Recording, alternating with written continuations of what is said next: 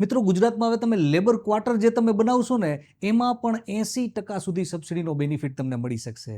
વિકસિત Gujarat industrial policy 2026 એવી powerful policy છે કે જેમાં તમને મલ્ટિપલ સબસિડીનો બેનિફિટ મળતો હોય. એમાં જ એક બહુ ઇમ્પોર્ટન્ટ વસ્તુ છે કે જો તમે વર્કિંગ વિમેન હોસ્ટેલ્સ બનાવશો, કોઈ ડોર્મિટરીઝ બનાવશો, લેબર ક્વાર્ટર બનાવશો એટલે લેબર હોસ્ટેલ બનાવશો કે જે તમારા મેન્યુફેક્ચરિંગ યુનિટની આસપાસ જ હોય,